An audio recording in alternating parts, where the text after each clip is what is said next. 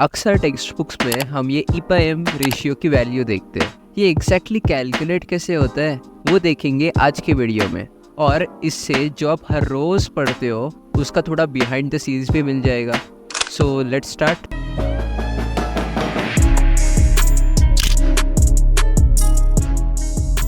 The whole setup of the experiment looks something like this.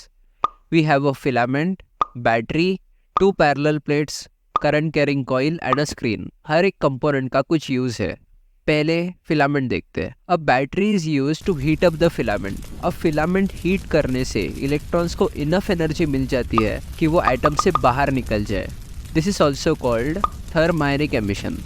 अब ये सारे electrons दिशा विहीन होने के कारण एटम से बाहर निकलने के बाद फिलामेंट के सामने क्लाउड बनाकर रह जाते हैं। यही दिशा देने के लिए voltage V, the positive terminal of this battery will act as an anode which does the job to attract these electrons and also accelerates them in this process.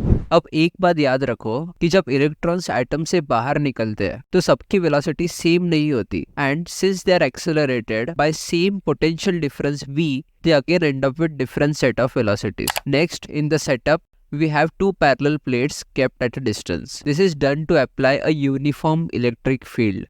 इस रीजन को एक नाम देते हैं रीजन R। यही region R में हम into the page जाने वाली मैग्नेटिक फील्ड क्रिएट करेंगे।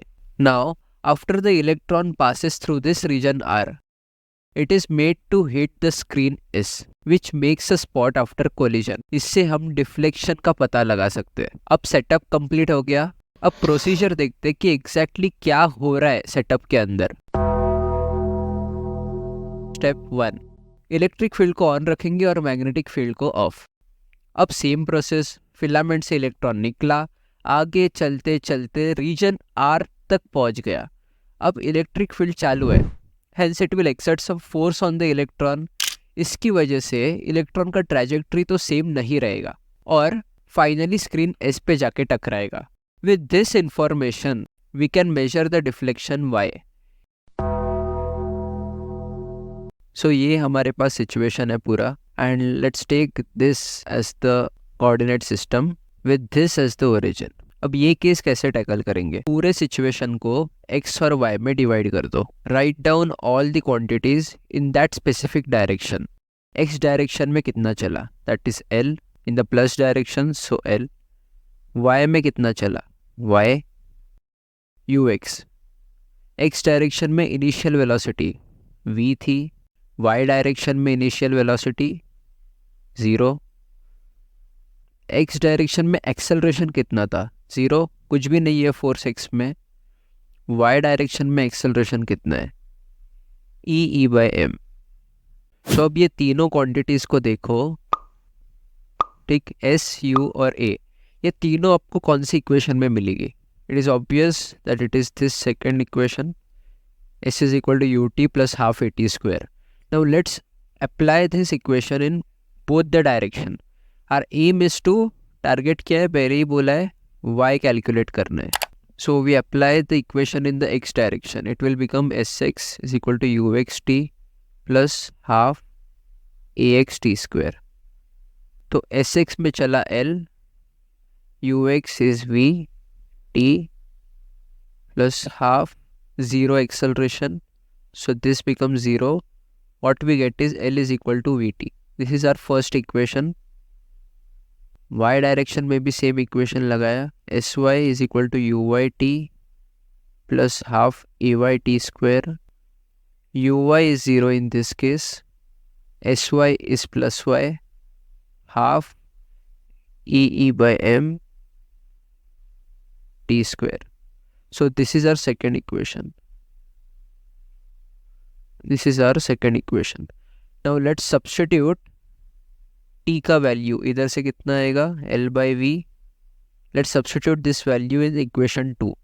What we get is y is equal to E/L square by 2mv square. So this is the equation for y which we get. अब video का title देखो, we ultimately want E/m का value, तो उसका expression कुछ ऐसा दिखेगा। In this y पता है, L पता है, एंड ई हमने सेट किया है। बस ये v का चक्कर है यार। रिकॉल करो कि v क्या था।